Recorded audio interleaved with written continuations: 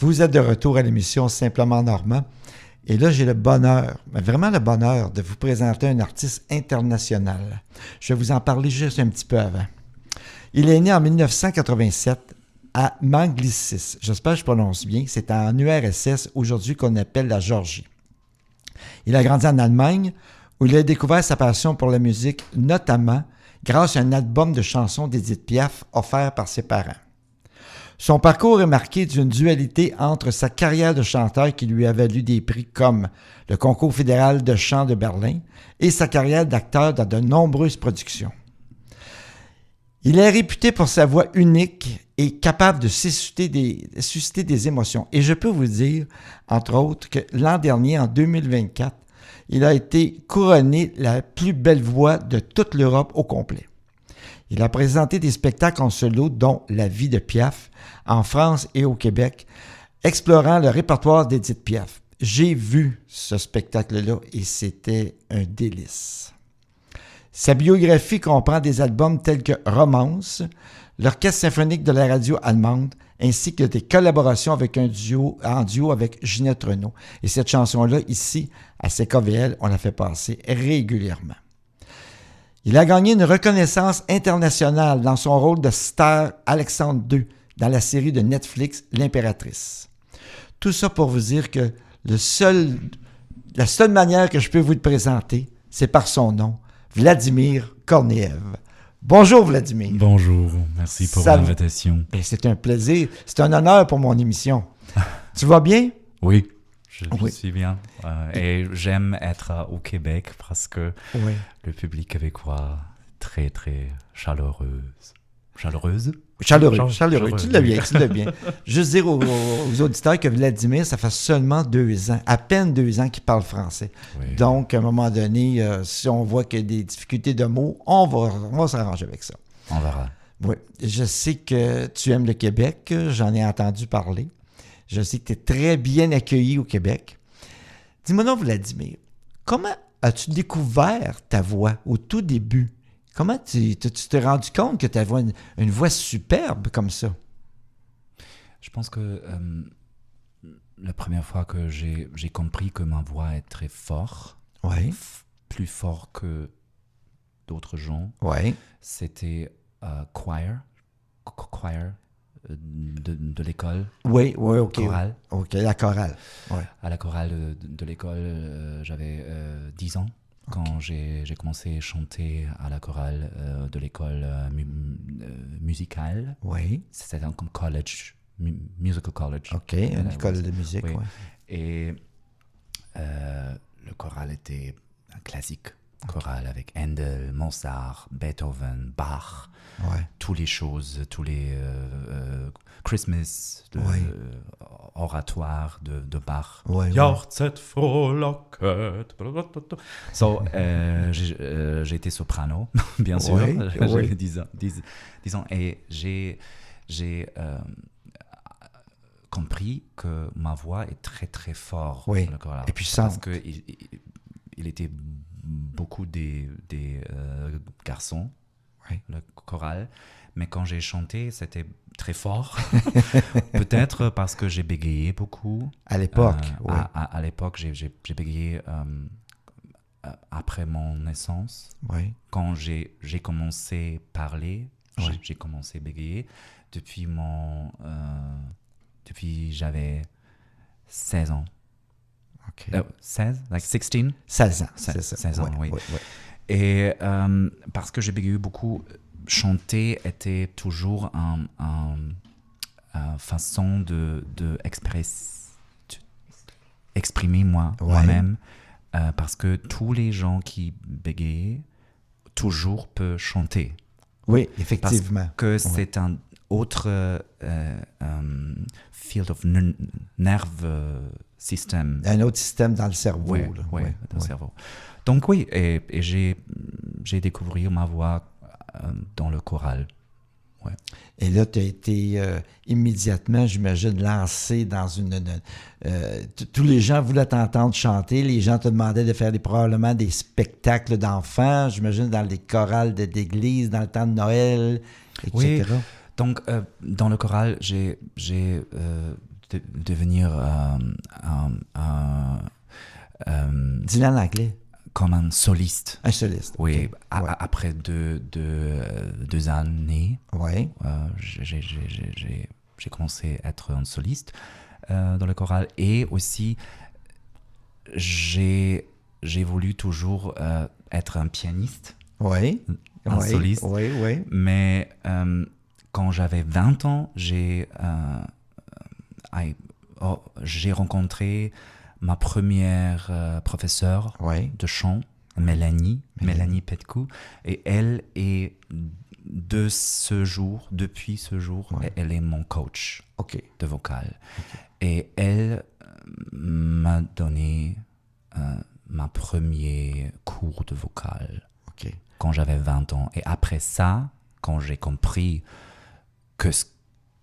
comme il feels, comme il sens Ouais, comme tu chanter comme t'aimais. différent, Ouais. sans le push, mais avec beaucoup de fréquence, j'ai décidé, après elle m'a envoyé un link de YouTube Ouais. avec Dalida chanter Je suis malade. Et elle m'a dit, c'est toi, tu dois chanter comme ça. Et j'ai décidé quand j'avais 20 ans que je voudrais chanter et become un chanteur de chansons françaises. Et là, tu as fait une immense carrière. Et un jour, tu as rencontré Charles Dumont. Ah oui. Tu as même été chez lui. J'ai vu des photos de ça. Tu étais assis Oui. avec lui au piano. C'était quoi ton expérience? Parce qu'il est décédé pas longtemps après, Charles Dumont. Oui, C'était quoi malheureusement. ton feeling lorsque tu étais avec lui dans son appartement?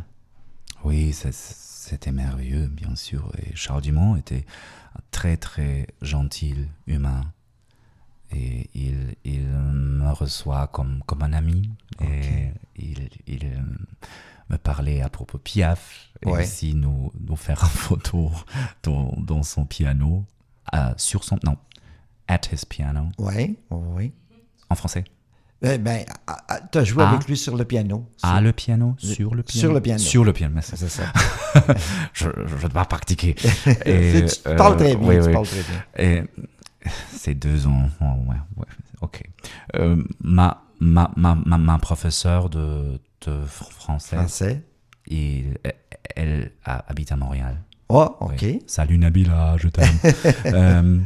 Donc, et Charles Dumont me parlait à propos de Piaf, beaucoup. Ouais. Et aussi, j'ai chanté pour lui Non je ne veux rien, ma version de Non je ne veux rien, qui j'ai créé avec l'orchestre, le concerto numéro 1 de Rachmaninoff. Oh. J'ai créé une version Ouais. avec Rachmaninoff et Non je ne veux rien. Et j'ai joué et chanté pour lui cette chanson. Il était assis Juste au piano, j'ai vu oui, les photos. à son piano. Ouais. Et c'était, I don't know, j'étais très calme Ah, OK. parce que I was like, okay, this is it. C'est ça. C'est ça, c'est simple. C'est simple. normal. Oui, c'est ça. Normal et simple. Et c'est un humain et je suis un humain et nous avons des âmes et la musique connectait tout le monde et tous les gens. Il avait Toujours. écrit une chanson pour Edith Piaf qu'elle n'a pas eu le temps d'enregistrer parce qu'elle est décédée. Il t'a demandé de l'enregistrer, je pense. Oui, c'était une chanson qu'il a écrite avec Jacques Brel à Marseille, Oui. dans un restaurant. Oui. Il m'a dit l'histoire. Et Edith était dans le sud de la France parce qu'elle était très, très malade. Oui. Et il a écrit cette chanson dans un restaurant avec Jacques Brel. Et le nom de chanson est Je m'en remets à toi. Oui. Et il appelle Edith. Oui. Et elle dit Madame Piaf, toujours. Il a dit Madame Piaf. Madame Piaf. Et elle a dit toujours Dumont. Elle a dit. Et elle lui appelle et dit bon, Monsieur Brel et moi, nous avons écrit une nouvelle chanson pour vous. Et elle dit chante pour moi, maintenant, now, OK. on téléphone. And he sang it for her. Oui, oui. Et après ça, elle a dit, OK, c'est un grand hit, je veux enregistrer ça. Et après ça, elle a décédé. Et tu n'as pas eu le temps. Ouais. Et Monsieur Dumont a enregistré cette chanson avec sa voix. Sa voix, lui. Oui. Ouais. Mais elle me dit qu'il veut que je veux chanter cette chanson avec un orchestre. Ouais. Et il me donne l'original orchestration. Oh, c'est bien, c'est un beau cadeau, ça. Qu'il a écrit, ouais. Pardon, tu as chanté avec Ginette Renault ici au Québec. Tu as même indiqué, parce qu'on fait jouer souvent la chanson de Ginette Renault ici avec toi. C'était quoi ton expérience avec Ginette Renault? Oh, c'était merveilleux. Oui, oui, un duo. Le bon côté du ciel. C'était une belle chanson.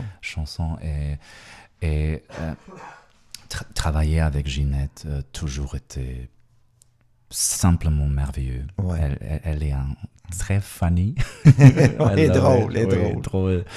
Et totally normal, comme un ami. C'est ça. J'ai rencontré Ginette pour la première fois dans le studio quand nous avons enregistré Le bon côté du ciel. Ouais. Et I was a little bit like, oh my God, Ginette Renault. Elle entrait le studio. Hello, kid. It was like so normal. It was very, very beautiful. Et elle m'a aidé aussi pendant l'enregistrement. Elle m'a dit, try this, try that, try this sound. This sounds more pop. Blah, blah, blah, blah. So it was really good work with her. Là, on parle juste de ton talent vocal, de ton talent de chanteur, mais tu étais un très bon comédien aussi. Tu as fait des séries sur Netflix. Donc, qu'est-ce que tu préfères? Jouer la comédie ou chanter? Donc, je voudrais dire que quand je chante, je suis aussi un comédien. Parce que ma voix has a training classical. Ouais, mais je pense que si la voix doit exprimer toutes les couleurs qui est possible pour dire l'histoire des mots. C'est ça. Ouais. So, comme un chanteur, je veux toujours, en chaque note, chaque haute, oui, je veux faire toujours spontanément tous les from pianissimo de forte. Donc, I want to do things like, if I sing one note like,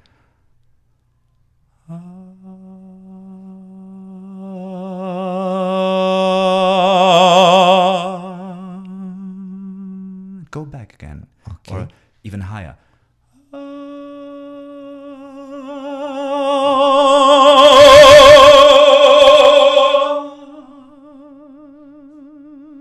So I want to do on every height, tous les autres, toujours, je voudrais être free.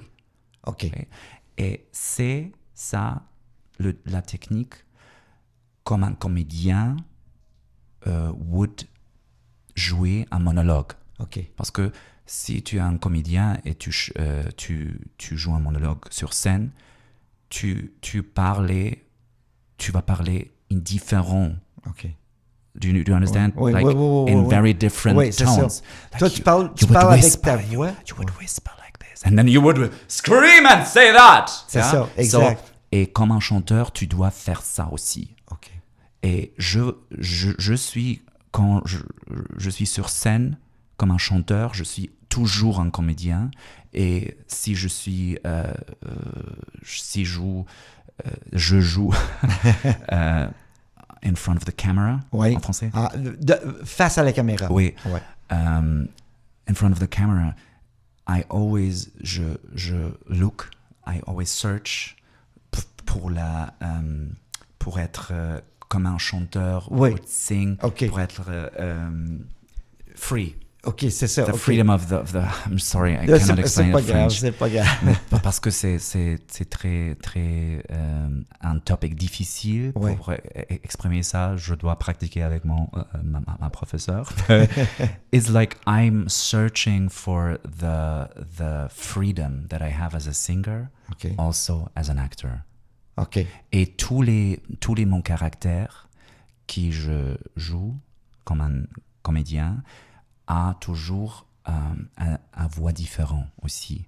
comme ça, Ouais, comme ouais. ça ici, Ouais. ou comme ça ici. Oh, like that. Yeah.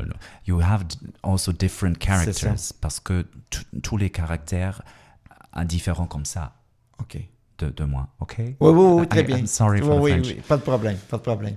Je sais que je t'ai entendu parler aujourd'hui dans les studios et chanter dans les studios de CKVL et je vois que tu aimes chanter, tu chantes beaucoup, tu chantes tout le temps à cappella dans les passages, dans les studios, même aux toilettes. La voiture. Ta voiture. Donc, tu es un gars qui est passionné de la chanson. Donc, tu l'as dans le sang. Oui. OK? Bon. Et là, tu t'en viens faire une tournée de spectacles au Québec. Oui. Je sais que tu as 9 spectacles, je pense. Ah, avec La vie en Piaf, oui. Avec La vie en Piaf. C'est l'histoire de Piaf. C'est ça que j'ai vu, que c'est un spectacle sublime. Tu comptes la vie de Piaf, tu la chantes, tu la vis, la vie de Piaf. Et je sais que tu étais au Théâtre Desjardins le 22 novembre prochain, à Ville-la-Salle. Je vais être là aussi dans la salle. Et puis, écoute-moi, j'en parle souvent de toi, de tes spectacles à mes émissions, parce que les gens t'aiment et je m'arrange toujours pour te ramener toujours, pour pas que les gens t'oublient, là, tu sais. Alors, c'était un plaisir pour moi de te recevoir aujourd'hui, vraiment un plaisir. Et si tu veux te laisser aller puis sur une dernière chanson avant de quitter, t'as bien beau. Sûr. T'as bien beau. Qu'est-ce que tu veux? Piaf ou quelque chose? Mettons Milord. Milord, oui. Okay. Allez, venez, Milord, vous asseoir à ma table. Il fait si froid dehors. Ici, c'est confortable. Laissez-vous faire, Milord, et prenez bien vos aises, vos peines sur mon cœur, et vos pieds sur nos chaises. Je vous connais, Milord, vous ne m'avez jamais vu. Je ne suis qu'une fille du port, qu'une ombre de la rue. Pourtant, je vous ai frôlé quand vous passiez hier. Vous n'étiez pas peu fière, dame, le ciel vous comblait. Votre foulard de soie flottant sur vos épaules. Vous aviez le beau rôle, honoré dit le roi. Vous marchiez en vainqueur au bras d'une demoiselle. Mon Dieu, qu'elle était belle. J'en ai froid dans le cœur. Allez, venez, Milord, vous avez l'air d'un môme, laissez-vous faire, Milord. Venez dans mon royaume, je soigne le remords. Je chante la romance, je chante les Milord qui n'en posent de chance. Regardez-moi, Milord, vous ne m'avez jamais vu. Mais vous pleurez, Milord, ça je l'aurais jamais cru. Bravo, franchement, là, c'était sublime. Encore une fois, merci. Et je te souhaite, comme ils disent en France, le mot de Cambronne pour tes spectacles ici au Québec. Merci. Et je sais que tu vas venir faire aussi Parapapam dans le temps des fêtes. Je vais retourner après La vie en Piaf. Ouais. Je vais chanter une autre fois une nouvelle version de Parapapam avec l'orchestre symphonique et aussi avec un band. Et je vais chanter des chansons de Christmas. Oui, je sais que tu aimes beaucoup Noël. Minuit chrétien, Hark the Herald Angels Sing, I Will Sing. Yeah. Minuit chrétien, je t'ai entendu chanter là, à Parapapam l'an dernier. Oui. C'était incroyable comment c'est bon. Écoute. OK. Oh, ben, si tu t'en allais le chanter, quoi? Hein? Tu t'en allais faire une petite note? De Minuit chrétien? Oui. Oui, je peux. Je ne l'ai pas te couper. OK. Minuit chrétien, c'est l'heure solennelle où l'homme Dieu descendit jusqu'à nous pour effacer la tâche originelle et de son père arrêter le coup. Le monde entier tressaille d'espérance en cette nuit qui lui donna sauveur. Peuple à genoux, attends ta rose, Noël,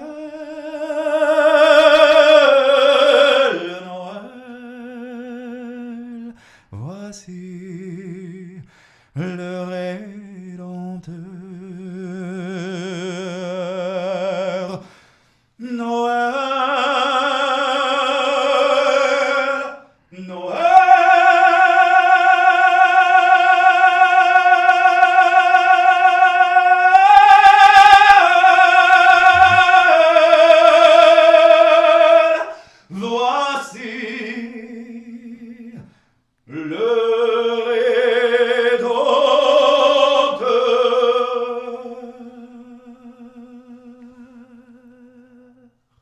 Bravo, bravo, bravo. C'est super bon. Alors, un gros merci de ton passage à l'émission Simplement Normand et au plaisir de te voir en spectacle très bientôt. Merci beaucoup. Merci.